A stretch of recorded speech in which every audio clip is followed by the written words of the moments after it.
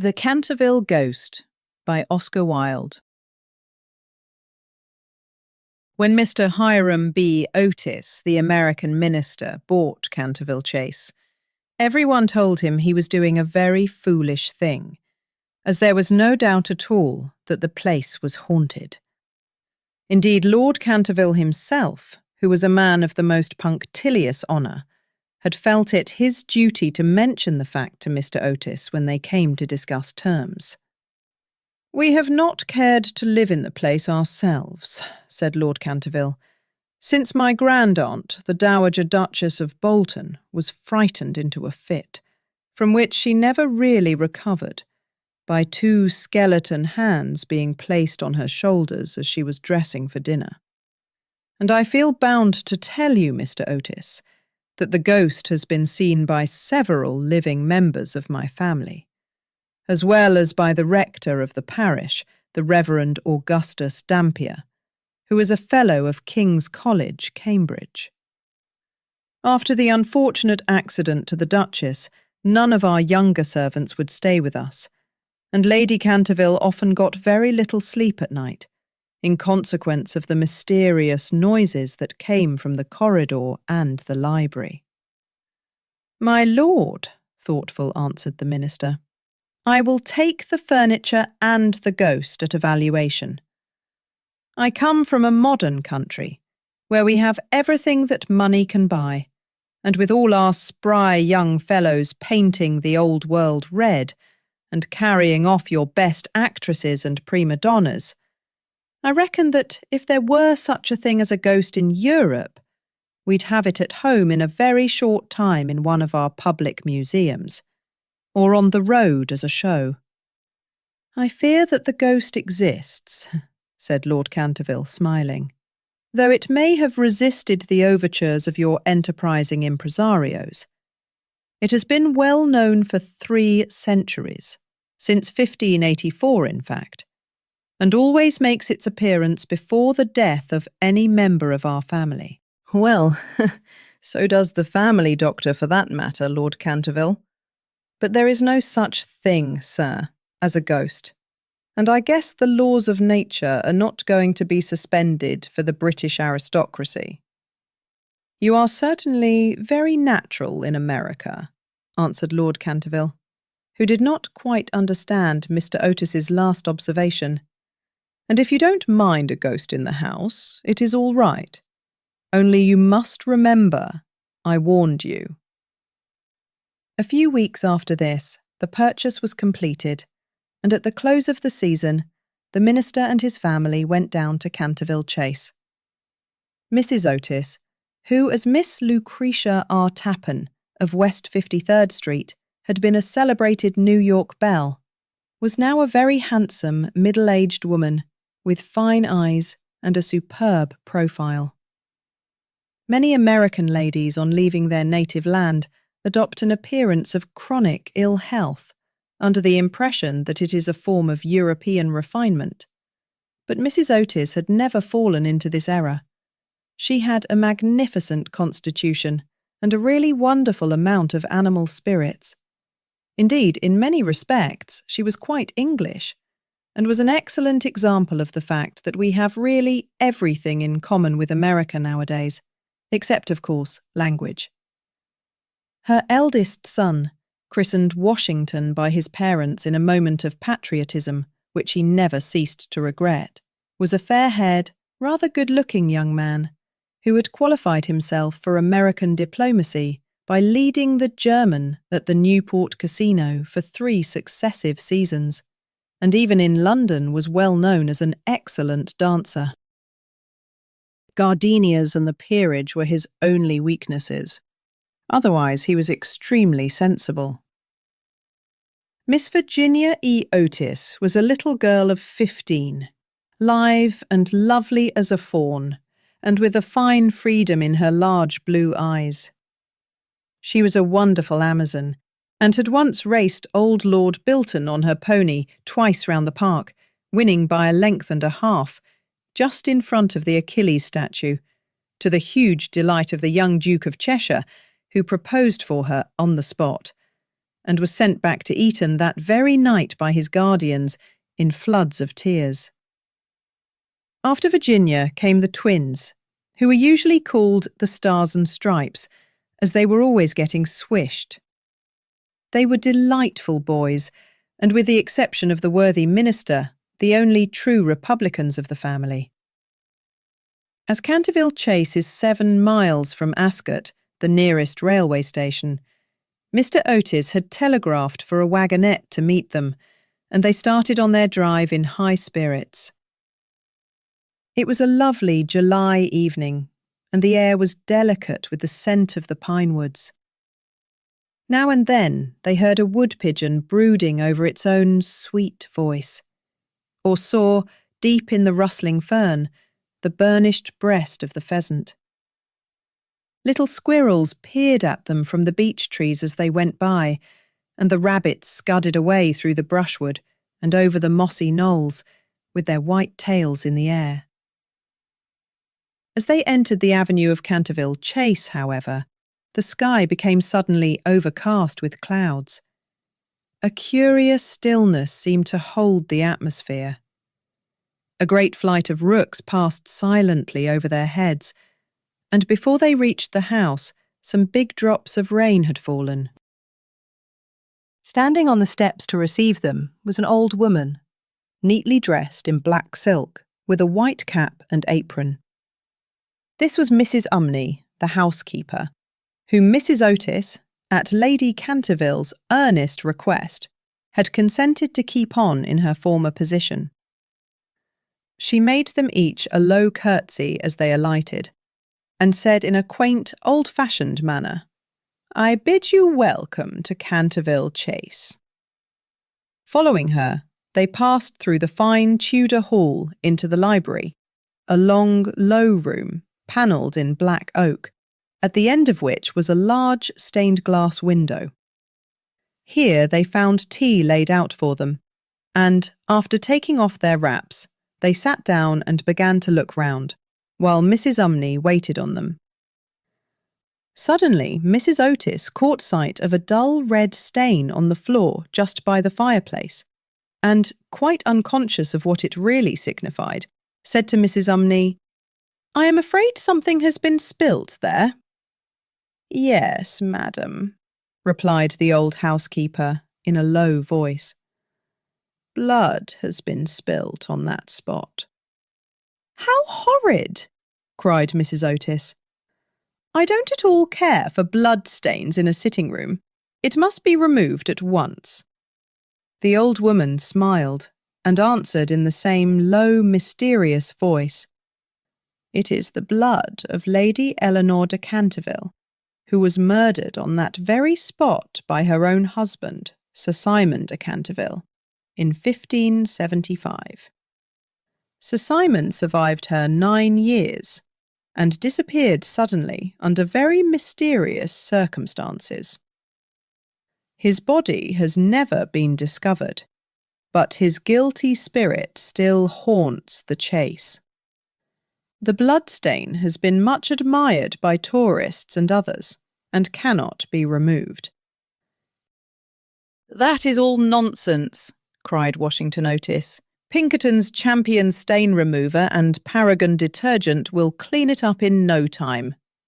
And before the terrified housekeeper could interfere, he had fallen upon his knees and was rapidly scouring the floor with a small stick of what looked like a black cosmetic.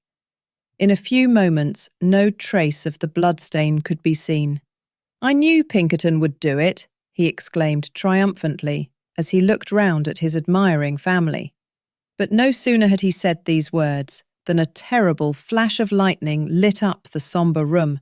A fearful peal of thunder made them all start to their feet, and Mrs. Umney fainted. "What a monstrous climate," said the American minister calmly, as he lit a long cheroot. "I guess the old country is so overpopulated that they have not enough decent weather for everybody. I have always been of opinion that emigration is the only thing for England." "My dear Hiram," cried Mrs. Otis, "what can we do with a woman who faints?" "Charge it to her like breakages," answered the minister, She won't faint after that." And in a few moments Mrs. Umney certainly came to. There was no doubt, however, that she was extremely upset, and she sternly warned Mr. Otis to beware of some trouble coming to the house. "I have seen things with my own eyes, sir," she said, "that would make any Christian's hair stand on end. And many a night I have not closed my eyes in sleep for the awful things that are done here." Mr. Otis, however, and his wife warmly assured the honest soul that they were not afraid of ghosts, and after invoking the blessings of Providence on her new master and mistress, and making arrangements for an increase of salary, the old housekeeper tottered off to her own room. The storm raged fiercely all that night, but nothing of particular note occurred. The next morning, however, when they came down to breakfast, they found the terrible stain of blood once again on the floor. "I don't think it can be the fault of the Paragon detergent," said Washington, "for I have tried it with everything. It must be the ghost." He accordingly rubbed out the stain a second time, but the second morning it appeared again. The third morning also it was there, though the library had been locked up at night by Mr. Otis himself, and the key carried upstairs. The whole family were now quite interested. Mr. Otis began to suspect that he had been too dogmatic in his denial of the existence of ghosts. Mrs. Otis expressed her intention of joining the Psychical Society, and Washington prepared a long letter to Messrs. Myers and Podmore on the subject of the permanence of sanguineous stains when connected with crime. That night, all doubts about the objective existence of phantasmata were removed forever. The day had been warm and sunny, and in the cool of the evening, the whole family went out for a drive. They did not return home till 9 o'clock, when they had a light supper. The conversation in no way turned upon ghosts, so there were not even those primary conditions of receptive expectation which so often precede the presentation of psychical phenomena. The subjects discussed, as I have since learned from Mr. Otis, were merely such as form the ordinary conversation of cultured Americans of the better class, such as the immense superiority of Miss Fanny Davenport over Sarah Bernhardt as an actress, the difficulty of obtaining green corn, buckwheat cakes and hominy, even in the best English houses, the importance of Boston in the development of the world's soul, the advantages of the baggage check system in railway travelling, and the sweetness of the New York accent as compared to the London drawl. No mention at all was made of the supernatural, nor was Sir Simon de Canterville alluded to in any way. At 11 o'clock the family retired, and by past, all the lights were out. Some time after, Mr. Otis was awakened by a curious noise in the corridor outside his room. It sounded like the clank of metal and seemed to be coming nearer every moment. He got up at once, struck a match, and looked at the time. It was exactly 1 o'clock. He was quite calm and felt his pulse, which was not at all feverish. The strange noise still continued, and with it he heard distinctly the sound of footsteps.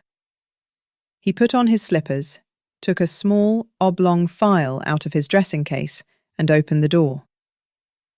Right in front of him he saw, in the wan moonlight, an old man of terrible aspect. His eyes were as red burning coals. Long grey hair fell over his shoulders in matted coils.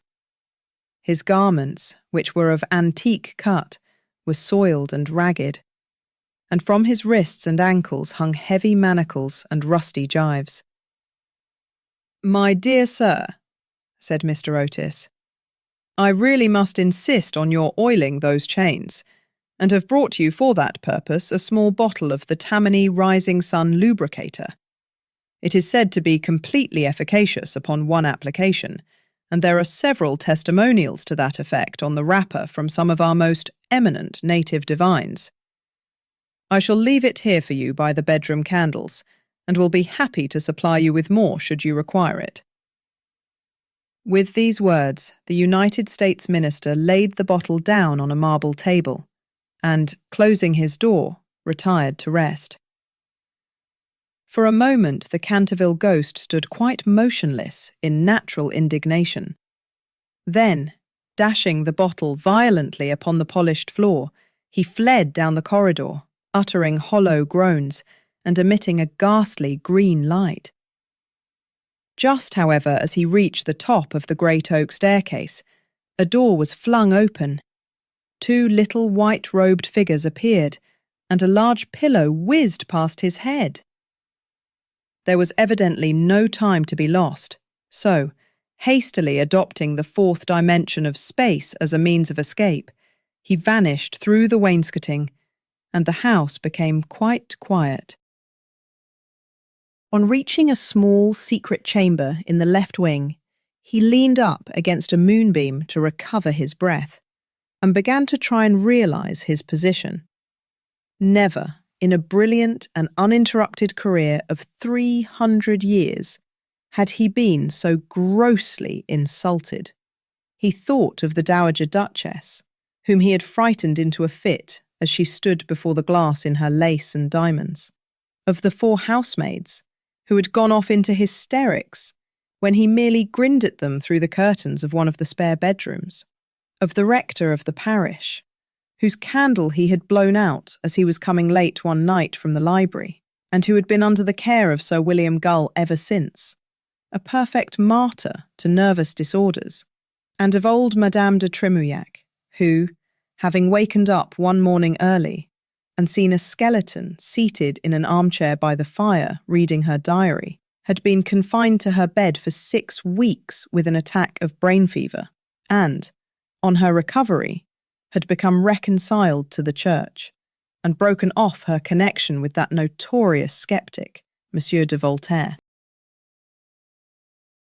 He remembered the terrible night when the wicked Lord Canterville was found choking in his dressing room, with the knave of diamonds halfway down his throat, and confessed, just before he died, that he had cheated Charles James Fox out of £50,000 at Crockford's by means of that very card, and swore that the ghost had made him swallow it. All his great achievements came back to him again, from the butler who had shot himself in the pantry because he had seen a green hand tapping at the window pane, to the beautiful Lady Stutfield, who was always obliged to wear a black velvet band round her throat to hide the mark of 5 fingers burnt upon her white skin, and who drowned herself at last in the carp pond at the end of the King's Walk. With the enthusiastic egotism of the true artist, he went over his most celebrated performances and smiled bitterly to himself as he recalled to mind his last appearance as Red Reuben or the Strangled Babe. His debut was Gaunt Gibeon, the Bloodsucker of Bexley Moor, and the furore he had excited one lovely June evening by merely playing ninepins with his own bones upon the lawn tennis ground. And after all this, some wretched modern Americans were to come and offer him the Rising Sun lubricator and throw pillows at his head. It was quite unbearable. Besides, no ghosts in history had ever been treated in this manner. Accordingly, he determined to have vengeance, and remained till daylight in an attitude of deep thought.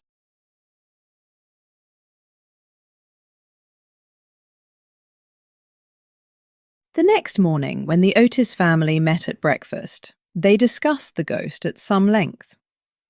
The United States minister was naturally a little annoyed to find that his present had not been accepted.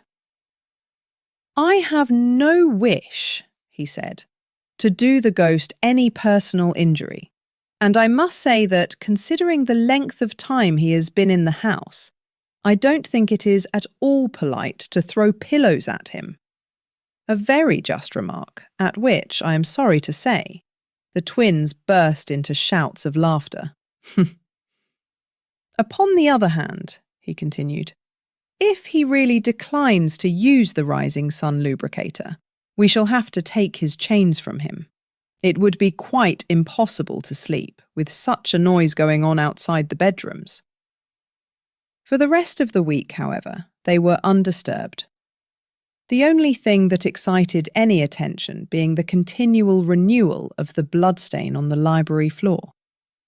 This certainly was very strange, as the door was always locked at night by Mr. Otis, and the windows kept closely barred.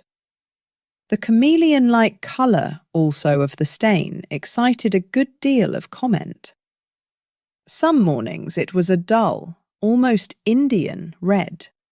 Then it would be vermilion, then a rich purple, and once when they came down for family prayers, according to the simple rites of the Free American Reformed Episcopalian Church, they found it a bright emerald green. These kaleidoscopic changes naturally amused the party very much, and bets on the subject were freely made every evening. The only person who did not enter into the joke was little Virginia, who, for some unexplained reason, was always a good deal distressed at the sight of the bloodstain, and very nearly cried the morning it was emerald green. The second appearance of the ghost was on Sunday night. Shortly after they had gone to bed, they were suddenly alarmed by a fearful crash in the hall. Rushing downstairs, they found that a large suit of old armour had become detached from its stand and had fallen on the stone floor, while, seated in a high-backed chair, was the Canterville Ghost, rubbing his knees with an expression of acute agony on his face. The twins, having brought their pea-shooters with them, at once discharged 2 pellets on him, with that accuracy of aim which can only be attained by long and careful practice on a writing master, while the United States minister covered him with his revolver and called upon him, in accordance with Californian etiquette, to hold up his hands. The ghost started up with a wild shriek of rage and swept through them like a mist, extinguishing Washington Otis's candle as he passed, and so leaving them all in total darkness. On reaching the top of the staircase, he recovered himself, and determined to give his celebrated peal of demoniac laughter. This he had on more than one occasion found extremely useful. It was said to have turned Lord Raker's wig grey in a single night, and had certainly made 3 of Lady Canterville's French governesses give warning before their month was up. He accordingly laughed his most horrible laugh, till the old vaulted roof rang and rang again. But hardly had the fearful echo died away when a door opened, and Mrs. Otis came out in a light blue dressing gown. "I am afraid you are far from well," she said, "and have brought you a bottle of Dr. Dobell's tincture. If it is indigestion, you will find it a most excellent remedy." The ghost glared at her in fury, and began at once to make preparations for turning himself into a large black dog, an accomplishment for which he was justly renowned, and to which the family doctor always attributed the permanent idiocy of Lord Canterville's uncle, the Honourable Thomas Horton. The sound of approaching footsteps, however, made him hesitate in his fell purpose, so he contented himself with becoming faintly phosphorescent, and vanished with a deep churchyard groan, just as the twins had come up to him. On reaching his room, he entirely broke down, and became a prey to the most violent agitation. The vulgarity of the twins, and the gross materialism of Mrs. Otis, were naturally extremely annoying, But what really distressed him most was that he had been unable to wear the suit of mail. He had hoped that even modern Americans would be thrilled by the sight of a spectre in armour, if for no more sensible reason, at least out of respect for their national poet Longfellow, over whose graceful and attractive poetry he himself had whiled away many a weary hour when the Cantervilles were up in town. Besides, it was his own suit. He had worn it with great success at the Kenilworth tournament, and had been highly complimented on it by no less a person than the Virgin Queen herself. Yet, when he had put it on, he had been completely overpowered by the weight of the huge breastplate and steel casque, and had fallen heavily on the stone pavement, barking both his knees severely, and bruising the knuckles of his right hand. For some days after this he was extremely ill, and hardly stirred out of his room at all, except to keep the bloodstain in proper repair. However, by taking great care of himself, he recovered, and resolved to make a third attempt to frighten the United States minister and his family. He selected Friday the 17th of August for his appearance, and spent most of that day in looking over his wardrobe, ultimately deciding in favour of a large slouched hat with a red feather, a winding sheet frilled at the wrists and neck, and a rusty dagger. Towards evening, a violent storm of rain came on, and the wind was so high that all the windows and doors in the old house shook and rattled. In fact, it was just such weather as he loved. His plan of action was this. He was to make his way quietly to Washington Otis's room, gibber at him from the foot of the bed, and stab himself 3 times in the throat to the sound of slow music. He bore Washington a special grudge, being quite aware that it was he who was in the habit of removing the famous Canterville bloodstain by means of Pinkerton's Paragon detergent. Having reduced the reckless and foolhardy youth to a condition of abject terror, he was then to proceed to the room occupied by the United States minister and his wife, and there to place a clammy hand on Mrs. Otis's forehead, while he hissed into her trembling husband's ear the awful secrets of the charnel house. With regard to little Virginia, he had not quite made up his mind. She had never insulted him in any way, and was pretty and gentle. A few hollow groans from the wardrobe, he thought, would be more than sufficient. Or, if that failed to wake her, he might grabble at the counterpane with palsy-twitching fingers. As for the twins, he was quite determined to teach them a lesson. The first thing to be done was, of course, to sit upon their chests, so as to produce the stifling sensation of nightmare. Then, as their beds were quite close to each other, to stand between them in the form of a green, icy cold corpse, till they became paralysed with fear. And, finally, to throw off the winding sheet and crawl round the room, with white bleached bones and one rolling eyeball, in the character of Dumb Daniel, or the Suicide Skeleton, a role in which he had, on more than one occasion, produced a great effect, and which he considered quite equal to his famous part of Martin the Maniac, or the Masked Mystery. At 10:30, he heard the family going to bed. For some time he was disturbed by wild shrieks of laughter from the twins, who, with the light-hearted gaiety of schoolboys, were evidently amusing themselves before they retired to rest.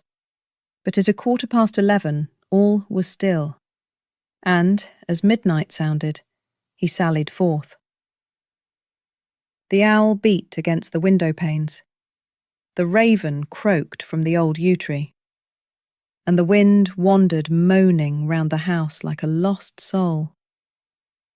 But the Otis family slept, unconscious of their doom, and high above the rain and storm he could hear the steady snoring of the minister for the United States. He stepped stealthily out of the wainscoting with an evil smile on his cruel, wrinkled mouth. And the moon hid her face in a cloud as he stole past the great oriel window, where his own arms and those of his murdered wife were blazoned in azure and gold. On and on he glided, like an evil shadow, the very darkness seeming to loathe him as he passed. Once he thought he heard something call, and stopped. But it was only the baying of a dog from the Red Farm, and he went on, muttering strange 16th century curses, and ever and anon brandishing the rusty dagger in the midnight air. Finally, he reached the corner of the passage that led to luckless Washington's room. For a moment he paused there, the wind blowing his long grey locks about his head, and, twisting into grotesque and fantastic folds, the nameless horror of the dead man's shroud. Then the clock struck the quarter, and he felt the time was come. He chuckled to himself and turned the corner. But no sooner had he done so than with a piteous wail of terror he fell back and hid his blanched face in his long, bony hands. Right in front of him was standing a horrible spectre, motionless as a carven image, and monstrous as a madman's dream.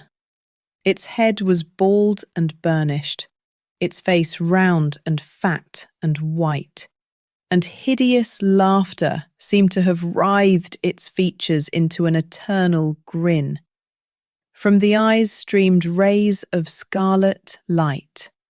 The mouth was a wide well of fire, and a hideous garment, like to his own, swathed with its silent snows the Titan form. On its breast was a placard with strange writing in antique characters, some scroll of shame, it seemed, some record of wild sins, some awful calendar of crime, and with its right hand it bore aloft a falchion of gleaming steel. Never having seen a ghost before, he naturally was terribly frightened, and after a second hasty glance at the awful phantom, he fled back to his room, tripping up in his long winding sheet as he sped down the corridor, and finally dropping the rusty dagger into the minister's jackboots, where it was found in the morning by the butler. Once in the privacy of his own apartment, he flung himself down on a small pallet bed and hid his face under the clothes. After a time, however, the brave old Canterville spirit asserted itself, and he determined to go and speak to the other ghost as soon as it was daylight. Accordingly, just as the dawn was touching the hills with silver, he returned towards the spot where he had first laid eyes on the grisly phantom, feeling that, after all, 2 ghosts were better than 1, and that, by the aid of his new friend, he might safely grapple with the twins. On reaching the spot, however, a terrible sight met his gaze. Something had evidently happened to the spectre, for the light had entirely faded from its hollow eyes. The gleaming falchion had fallen from its hand, and it was leaning up against the wall in a strained and uncomfortable attitude. He rushed forward and seized it in his arms, when, to his horror, the head slipped off and rolled on the floor. The body assumed a recumbent posture, and he found himself clasping a white, dimity bed curtain with a sweeping brush, a kitchen cleaver, and a hollow turnip lying at his feet. Unable to understand this curious transformation, he clutched the placard with feverish haste, and there, in the grey morning light, he read these fearful words. Ye old ghost, ye only true and originally spook. Beware of ye imitationes, all others are counterfeit. The whole thing flashed across him. He had been tricked, foiled, and outwitted. The old Canterville look came into his eyes. He ground his toothless gums together, and raising his withered hands high above his head, swore, according to the picturesque phraseology of the antique school, that when Chanticleer had sounded twice his merry horn, deeds of blood would be wrought, and murder walk abroad with silent feet. Hardly had he finished this awful oath, when from the red-tiled roof of a distant homestead, a cock crew. He laughed a long, low, bitter laugh, and waited. Hour after hour he waited, but the cock, for some strange reason, did not crow again. Finally, at 7:30, the arrival of the housemaids made him give up his fearful vigil, and he stalked back to his room, thinking of his vain hope and baffled purpose. There he consulted several books of ancient chivalry, of which he was exceedingly fond, and found that, on every occasion on which his oath had been used, Chanticleer had always crowed a second time. "Perdition seize the naughty fowl," he muttered. "I have seen the day when, with my stout spear, I would have run him through the gorge, and made him crow for me, and 'twere in death." He then retired to a comfortable lead coffin, and stayed there till evening. The next day, the ghost was very weak and tired.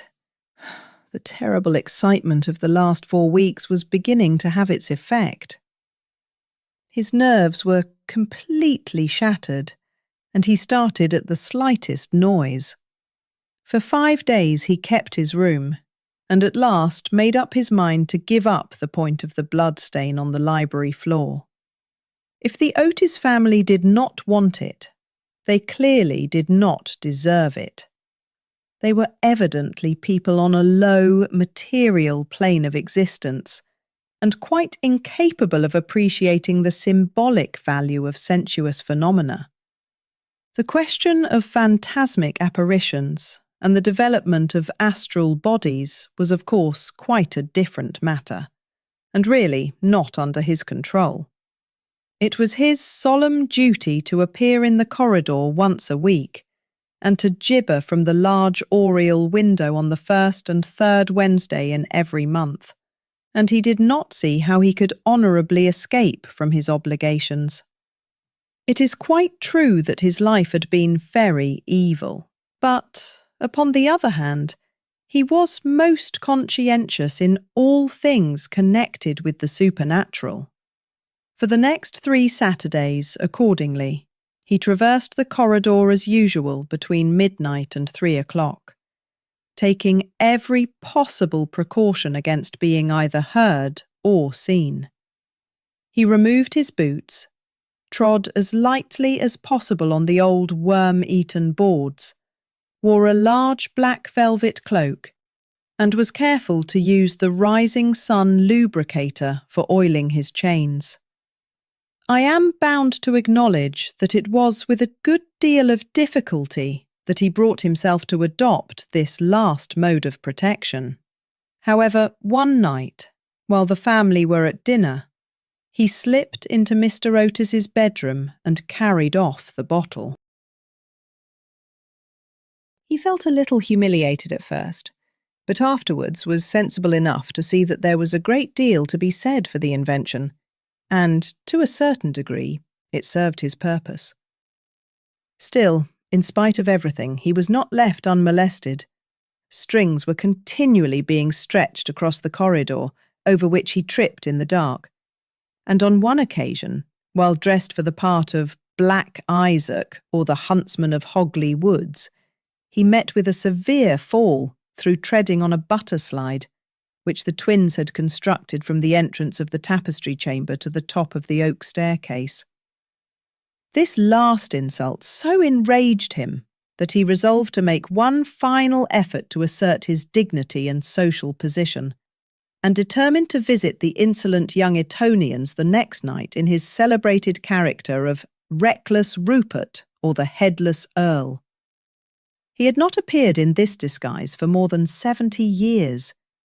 In fact, not since he had so frightened pretty Lady Barbara Modish by means of it, that she suddenly broke off her engagement with the present Lord Canterville's grandfather and ran away to Gretna Green with handsome Jack Castleton, declaring that nothing in the world would induce her to marry into a family that allowed such a horrible phantom to walk up and down the terrace at twilight.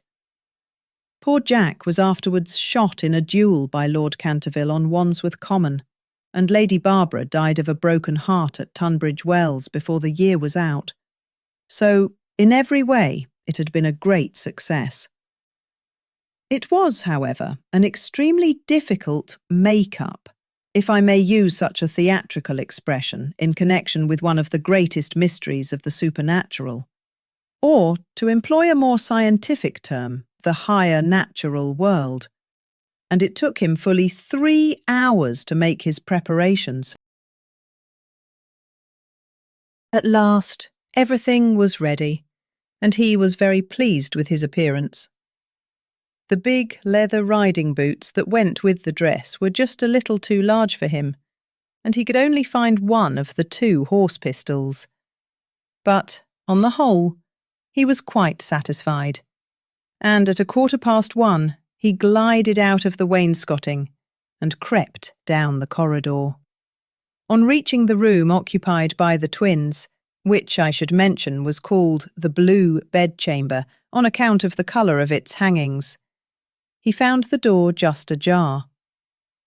Wishing to make an effective entrance, he flung it wide open, when a heavy jug of water fell right down on him, wetting him to the skin, and just missing his left shoulder by a couple of inches. At the same moment, he heard stifled shrieks of laughter proceeding from the 4-post bed. The shock to his nervous system was so great that he fled back to his room as hard as he could go, and the next day he was laid up with a severe cold. The only thing that at all consoled him in the whole affair was the fact that he had not brought his head with him, for, had he done so, the consequences might have been very serious. He now gave up all hope of ever frightening this rude American family, and contented himself, as a rule, with creeping about the passages in list slippers, with a thick red muffler round his throat for fear of draughts, and a small arquebus, in case he should be attacked by the twins. The final blow he received occurred on the 19th of September. He had gone downstairs to the great entrance hall, feeling sure that there, at any rate, he would be quite unmolested, and was amusing himself by making satirical remarks on the large Saroni photographs of the United States minister and his wife, which had now taken the place of the Canterville family pictures. He was simply but neatly clad in a long shroud spotted with churchyard mould, had tied up his jaw with a strip of yellow linen, and carried a small lantern and a sexton's spade. In fact, he was dressed for the character of Jonas the Graveless, or the corpse snatcher of Chertsey Barn, one of his most remarkable impersonations, and one which the Cantervilles had every reason to remember, as it was the real origin of their quarrel with their neighbour, Lord Rufford. It was about 2:15 in the morning, and, as far as he could ascertain, no one was stirring. As he was strolling towards the library, however, to see if there were any traces left of the bloodstain, suddenly there leapt out on him from a dark corner 2 figures, who waved their arms wildly above their heads and shrieked out, "Boo!" in his ear. Seized with a panic, which, under the circumstances, was only natural, he rushed for the staircase, but found Washington Otis waiting for him there with the big garden syringe. and being thus hemmed in by his enemies on every side, and driven almost to bay, he vanished into the great iron stove, which, fortunately for him, was not lit, and had to make his way home through the flues and chimneys, arriving at his own room in a terrible state of dirt, disorder, and despair. After this, he was not seen again on any nocturnal expedition.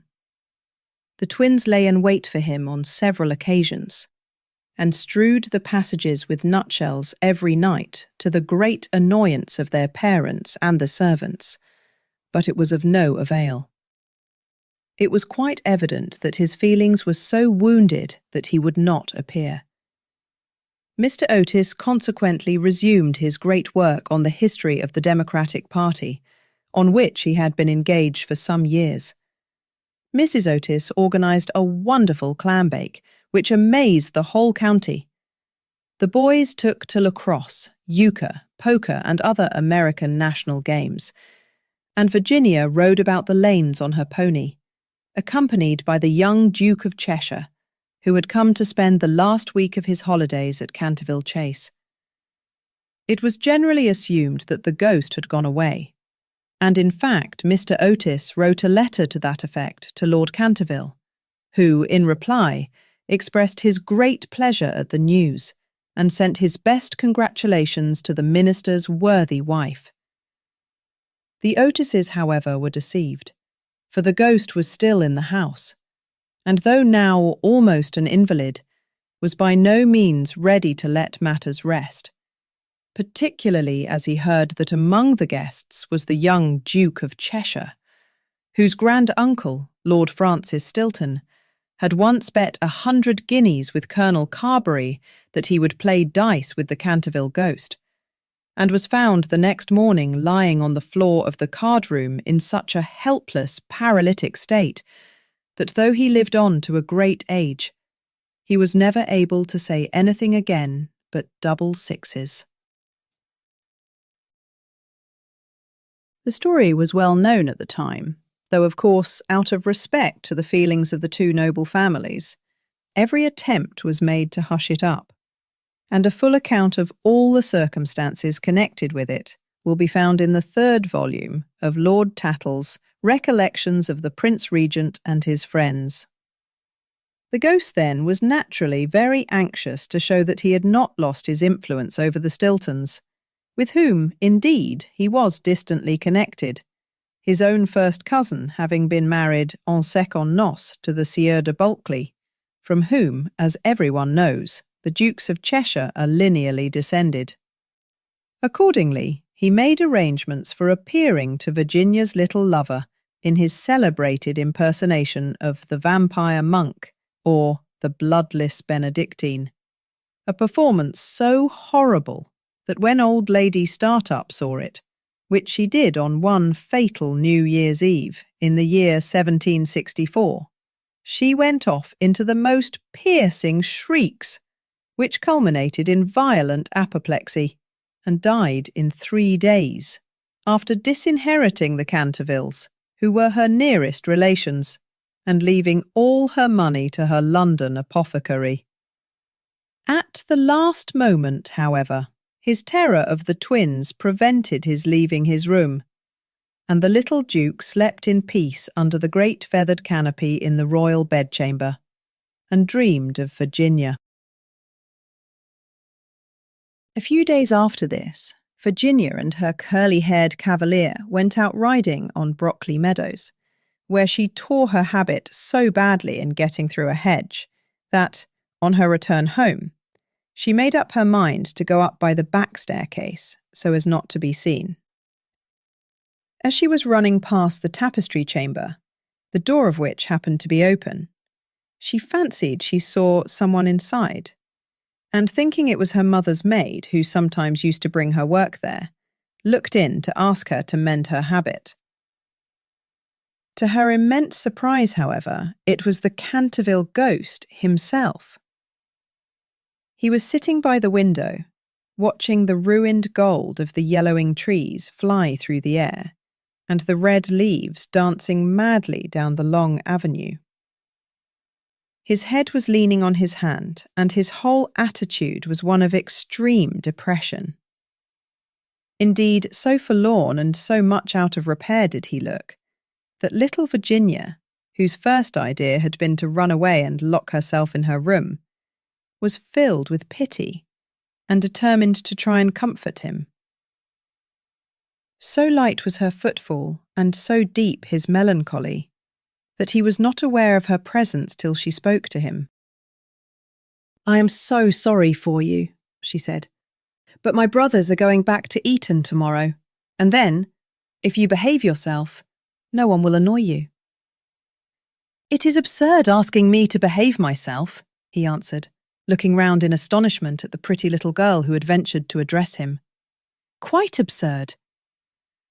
I must rattle my chains, and groan through keyholes, and walk about at night, if that is what you mean.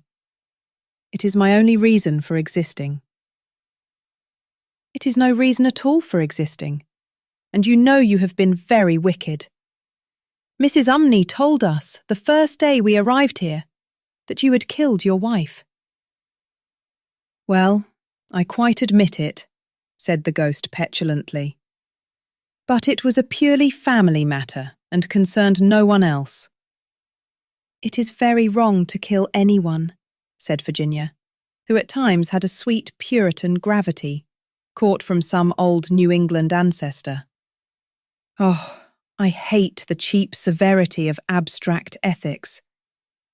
My wife was very plain, never had my ruffs properly starched, and knew nothing about cookery.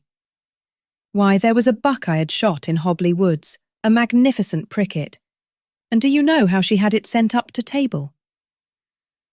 However, it is no matter now, for it is all over, and I don't think it was very nice of her brothers to starve me to death, though I did kill her."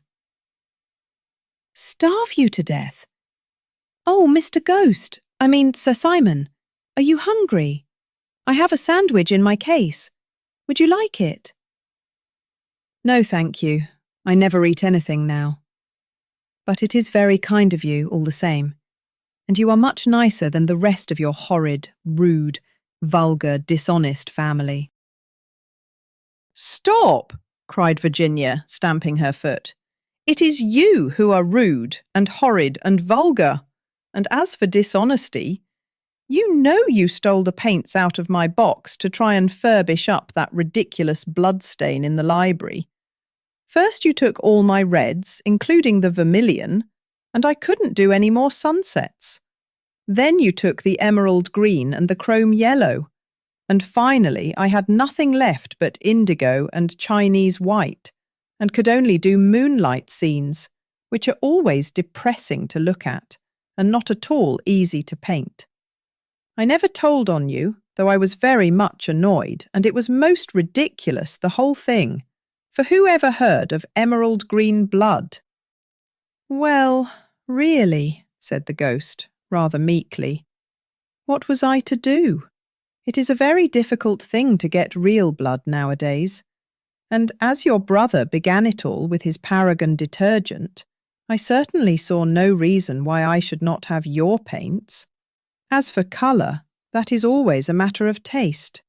The Cantervilles have blue blood, for instance, the very bluest in England, but I know you Americans don't care for things of this kind. You know nothing about it, and the best thing you can do is to emigrate and improve your mind. My father will be only too happy to give you a free passage, and though there is a heavy duty on spirits of every kind, there will be no difficulty about the custom house, as the officers are all Democrats.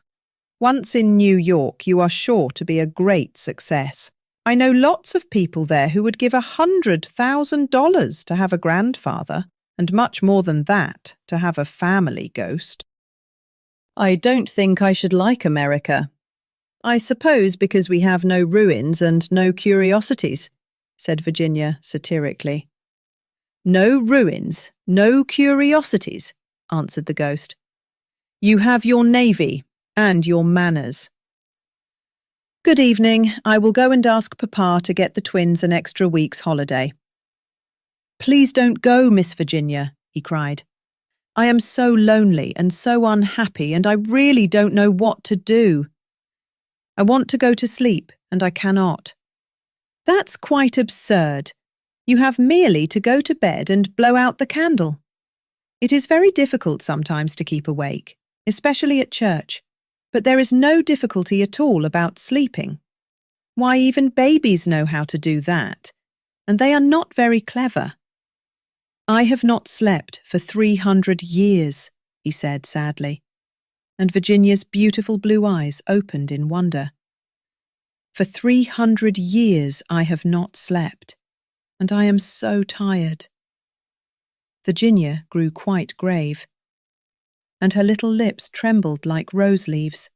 She came towards him, and kneeling down at his side, looked up into his old, withered face. Poor, poor ghost, she murmured. Have you no place where you can sleep? Far away beyond the pine woods, he answered, in a low, dreamy voice. There is a little garden. There, the grass grows long and deep. There are the great white stars of the hemlock flower. There the nightingale sings all night long. All night long he sings, and the cold crystal moon looks down, and the yew tree spreads out its giant arms over the sleepers. Virginia's eyes grew dim with tears, and she hid her face in her hands. You mean the garden of death, she whispered. Yes, death. Death must be so beautiful, to lie in the soft brown earth, with the grasses waving above one's head, and listen to silence. To have no yesterday and no tomorrow, to forget time, to forgive life, to be at peace. You can help me. You can open for me the portals of death's house, for love is always with you, and love is stronger than death is. Virginia trembled. A cold shudder ran through her, and for a few moments there was silence. She felt as if she was in a terrible dream. Then the ghost spoke again, and his voice sounded like the sighing of the wind. Have you ever read the old prophecy on the library window? Oh, often, cried the little girl, looking up. I know it quite well. It is painted in curious black letters, and it is difficult to read. There are only 6 lines. When a golden girl can win prayer from out the lips of sin, when the barren almond bears, and a little child gives away its tears, then shall all the house be still, and peace come to Canterville. But I don't know what they mean. They mean, he said sadly, that you must weep for me, for my sins, because I have no tears, and pray with me for my soul, because I have no faith. And then, if you have always been sweet and good and gentle, the angel of death will have mercy on me. You will see fearful shapes in darkness, and wicked voices will whisper in your ear, but they will not harm you, for against the purity of a little child the powers of hell cannot prevail. Virginia made no answer, and the ghost wrung his hands in wild despair as he looked down at her bowed golden head. Suddenly she stood up, very pale, and with a strange light in her eyes. I am not afraid, she said firmly, and I will ask the angel to have mercy on you. He rose from his seat with a faint cry of joy, and taking her hand, bent over it with old-fashioned grace and kissed it. His fingers were as cold as ice, and his lips burned like fire, but Virginia did not falter. as he led her across the dusky room. On the faded green tapestry were broidered little huntsmen. They blew their tasselled horns and with their tiny hands waved to her to go back. "Go back, little Virginia," they cried. "Go back." But the ghost clutched her hand more tightly, and she shut her eyes against them. Horrible animals with lizard tails and goggle eyes blinked at her from the carven chimney-piece and murmured, "Beware, little Virginia, beware. We may never see you again." But the ghost glided on more swiftly, and Virginia did not listen. When they reached the end of the room, he stopped and muttered some words she could not understand. She opened her eyes and saw the wall slowly fading away like a mist, and a great black cavern in front of her. A bitter, cold wind swept round them, and she felt something pulling at her dress. "Quick, quick," cried the ghost, "or it will be too late." And in a moment, the wainscoting had closed behind them, and the tapestry chamber was empty. About 10 minutes later, the bell rang for tea, and as Virginia did not come down, Mrs. Otis sent up one of the footmen to tell her. After a little time, he returned and said that he could not find Miss Virginia anywhere. As she was in the habit of going out to the garden every evening to get flowers for the dinner table, Mrs. Otis was not at all alarmed at first, but when 6 o'clock struck and Virginia did not appear, she became really agitated and sent the boys out to look for her while she herself and Mr. Otis searched every room in the house. At 6:30, the boys came back and said that they could find no trace of their sister anywhere. They were all now in the greatest state of excitement and did not know what to do, when Mr. Otis suddenly remembered that, some few days before, he had given a band of gypsies permission to camp in the park. He accordingly at once set off for Blackfell Hollow, where he knew they were, accompanied by his eldest son and 2 of the farm servants. The little Duke of Cheshire, who was perfectly frantic with anxiety, begged hard to be allowed to go too, but Mr. Otis would not allow him, as he was afraid there might be a scuffle. On arriving at the spot, however, he found that the gypsies had gone, and it was evident that their departure had been rather sudden, as the fire was still burning, and some plates were lying on the grass. Having sent off Washington and the 2 men to scour the district, he ran home and dispatched telegrams to all the police inspectors in the county, telling them to look out for a little girl who had been kidnapped by tramps or gypsies.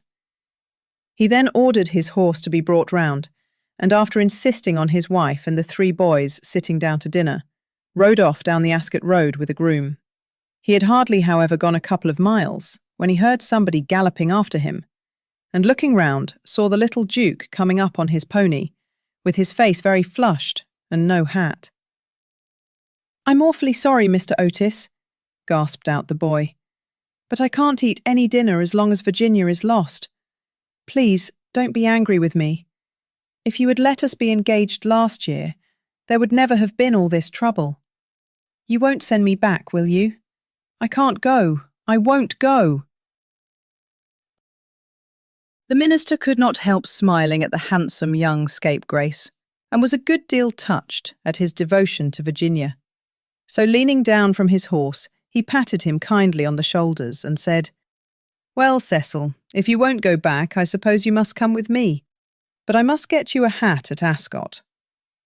"Oh, bother my hat! I want Virginia!" cried the little Duke, laughing, and they galloped on to the railway station. There, Mr. Otis inquired of the station master if anyone answering the description of Virginia had been seen on the platform, but could get no news of her. The station master, however, wired up and down the line and assured him that a strict watch would be kept for her, and, after having bought a hat for the little Duke from a linen draper who was just putting up his shutters, Mr. Otis rode off to Bexley, a village about 4 miles away, which he was told was a well-known haunt of the gypsies, as there was a large common next to it. Here they roused up the rural policeman, but could get no information from him, and, after riding all over the common, they turned their horses' heads homewards and reached the chase about 11 o'clock, dead tired and almost heartbroken. They found Washington and the twins waiting for them at the gatehouse with lanterns, as the avenue was very dark. Not the slightest trace of Virginia had been discovered.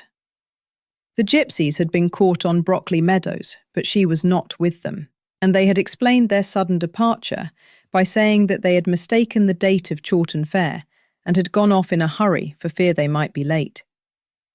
Indeed, they had been quite distressed at hearing of Virginia's disappearance, as they were very grateful to Mr. Otis for having allowed them to camp in his park, and 4 of their number had stayed behind to help in the search. The carp pond had been dragged, and the whole chase thoroughly gone over, but without any result. It was evident that, for that night at any rate, Virginia was lost to them. And it was in a state of the deepest depression that Mr. Otis and the boys walked up to the house, the groom following behind with the 2 horses and the pony. In the hall they found a group of frightened servants, and lying on a sofa in the library was poor Mrs. Otis, almost out of her mind with terror and anxiety, and having her forehead bathed with eau de cologne by the old housekeeper. Mr. Otis at once insisted on her having something to eat and ordered up supper for the whole party. It was a melancholy meal, as hardly anyone spoke, and even the twins were awestruck and subdued, as they were very fond of their sister. When they had finished, Mr. Otis, in spite of the entreaties of the little Duke, ordered them all to bed, saying that nothing more could be done that night, and that he would telegraph in the morning to Scotland Yard for some detectives to be sent down immediately.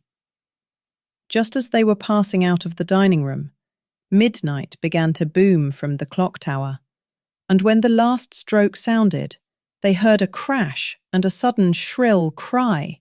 A dreadful peal of thunder shook the house. A strain of unearthly music floated through the air. A panel at the top of the staircase flew back with a loud noise, and out on the landing, looking very pale and white, with a little casket in her hand, stepped Virginia. In a moment they had all rushed up to her. Mrs. Otis clasped her passionately in her arms. The Duke smothered her with violent kisses, and the twins executed a wild war dance round the group. "Good heavens! Child, where have you been?" said Mr. Otis, rather angrily, thinking that she had been playing some foolish trick on them. "Cecil and I have been riding all over the country looking for you, and your mother has been frightened to death. You must never play these practical jokes any more." "Except on the ghost! Except on the ghost!" shrieked the twins, as they capered about. "My own darling! Thank God you are found. You must never leave my side again," murmured Mrs. Otis, as she kissed the trembling child and smoothed the tangled gold of her hair. "Papa," said Virginia quietly, "I have been with the ghost. He is dead, and you must come and see him. He had been very wicked, but he was really sorry for all that he had done, and he gave me this box of beautiful jewels before he died." The whole family gazed at her in mute amazement, but she was quite grave and serious, and, turning round, she led them through the opening in the wainscoting, down a narrow, secret corridor, Washington following with a lighted candle which he had caught up from the table. Finally, they came to a great oak door, studded with rusty nails. When Virginia touched it, it swung back on its heavy hinges, and they found themselves in a little low room with a vaulted ceiling and one tiny grated window. Embedded in the wall was a huge iron ring, and, chained to it, was a gaunt skeleton that was stretched out at full length on the stone floor and seemed to be trying to grasp with its long fleshless fingers an old-fashioned trencher and ewer that were placed just out of its reach. The jug had evidently been once filled with water, as it was covered inside with green mould. There was nothing on the trencher but a pile of dust. Virginia knelt down beside the skeleton and, folding her little hands together, began to pray silently, while the rest of the party looked on in wonder at the terrible tragedy whose secret was now disclosed to them. "Hello!" suddenly exclaimed one of the twins, who had been looking out of the window to try and discover in what wing of the house the room was situated. "Hello! The old withered almond tree has blossomed. I can see the flowers quite plainly in the moonlight." "God has forgiven him," said Virginia gravely, as she rose to her feet, and a beautiful light seemed to illumine her face. "What an angel you are!" cried the young Duke, and he put his arm round her neck and kissed her. 4 days after these curious incidents, a funeral started from Canterville Chase at about 11 o'clock at night. The hearse was drawn by 8 black horses, each of which carried on its head a great tuft of nodding ostrich plumes, and the leaden coffin was covered by a rich purple pall, on which was embroidered in gold the Canterville coat of arms. By the side of the hearse and the coaches walked the servants with lighted torches, and the whole procession was wonderfully impressive.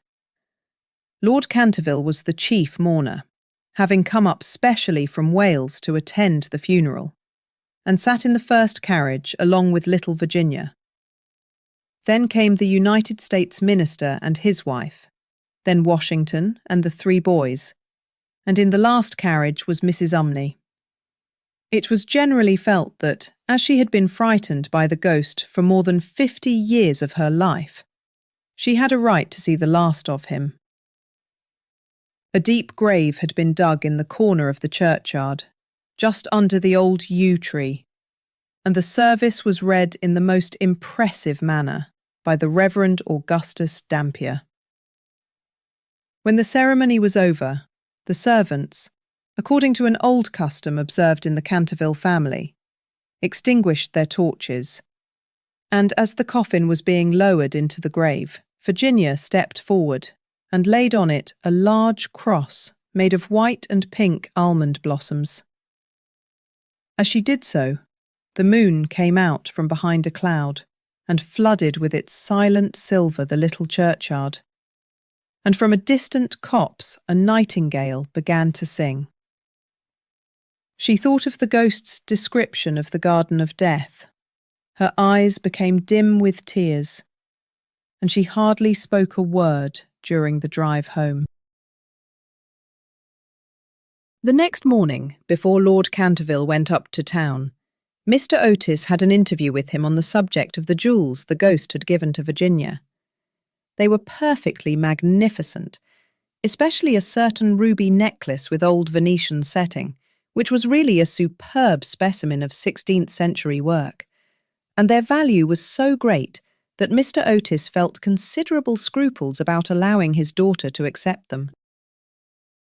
"My lord," he said, "I know that in this country mortmain is held to apply to trinkets as well as to land, and it is quite clear to me that these jewels are, or should be, heirlooms in your family. I must beg you, accordingly, to take them to London with you, and to regard them simply as a portion of your property, which has been restored to you under certain strange conditions. As for my daughter, she is merely a child, and has as yet, I am glad to say, but little interest in such appurtenances of idle luxury. I am also informed by Mrs. Otis, who, I may say, is no mean authority upon art, having had the privilege of spending several winters in Boston when she was a girl, that these gems are of great monetary worth, and if offered for sale would fetch a tall price. Under these circumstances, Lord Canterville, I feel sure that you will recognise how impossible it would be for me to allow them to remain in the possession of any member of my family, and indeed, all such vain gauds and toys, however suitable or necessary to the dignity of the British aristocracy, would be completely out of place among those who have been brought up on the severe, and I believe immortal, principles of republican simplicity. Perhaps I should mention that Virginia is very anxious that you should allow her to retain the box as a memento of your unfortunate but misguided ancestor. As it is extremely old, and consequently a good deal out of repair, you may perhaps think fit to comply with her request. For my own part, I confess I am a good deal surprised to find a child of mine expressing sympathy with medievalism in any form, and can only account for it by the fact that Virginia was born in one of your London suburbs, shortly after Mrs. Otis had returned from a trip to Athens. Lord Canterville listened very gravely to the worthy minister's speech, pulling his grey moustache now and then to hide an involuntary smile. And when Mr. Otis had ended, he shook him cordially by the hand and said, "My dear sir, your charming little daughter rendered my unlucky ancestor, Sir Simon, a very important service, and I and my family are much indebted to her for her marvellous courage and pluck. The jewels are clearly hers, and, egad, I believe that if I were heartless enough to take them from her, the wicked old fellow would be out of his grave in a fortnight, leading me the devil of a life. As for their being heirlooms, nothing is an heirloom that is not so mentioned in a will or legal document, and the existence of these jewels has been quite unknown. I assure you I have no more claim on them than your butler, and when Miss Virginia grows up, I dare say she will be pleased to have pretty things to wear. Besides, you forget, Mr. Otis, that you took the furniture and the ghost at a valuation, and anything that belonged to the ghost passed at once into your possession, as, whatever activity Sir Simon may have shown in the corridor at night, in point of law he was really dead, and you acquired his property by purchase." Mr. Otis was a good deal distressed at Lord Canterville's refusal, and begged him to reconsider his decision. But the good-natured peer was quite firm, and finally induced the minister to allow his daughter to retain the present the ghost had given her. And when, in the spring of 1890, the young Duchess of Cheshire was presented at the Queen's first drawing-room on the occasion of her marriage, her jewels were the universal theme of admiration. For Virginia received the coronet, which is the reward of all good little American girls, and was married to her boy-lover as soon as he came of age.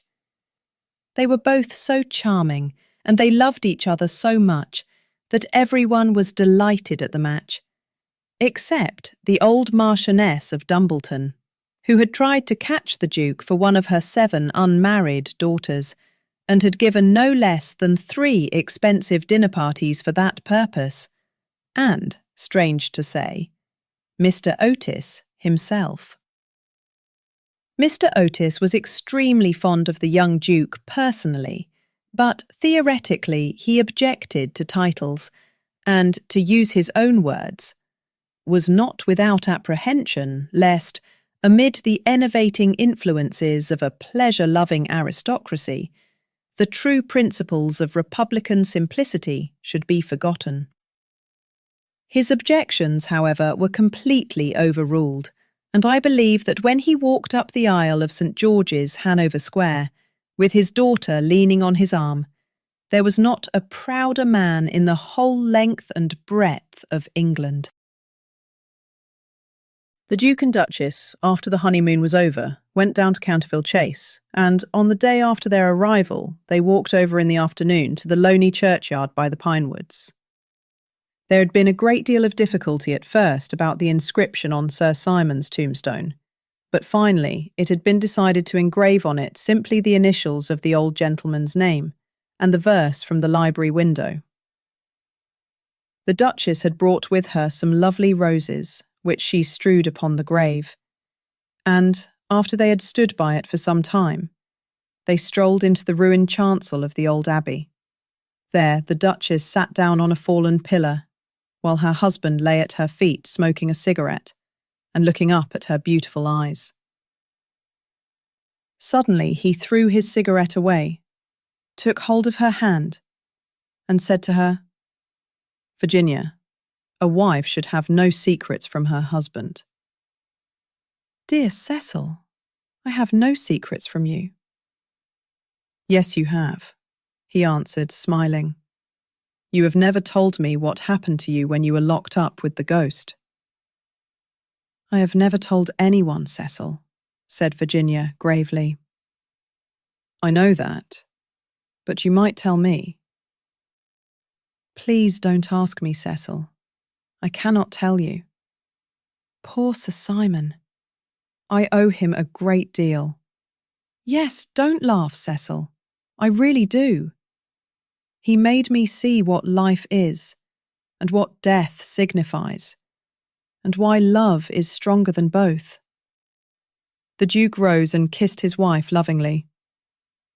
"You can have your secret as long as I have your heart," he murmured. "You have always had that, Cecil. And you will tell our children someday, won't you?" Virginia blushed.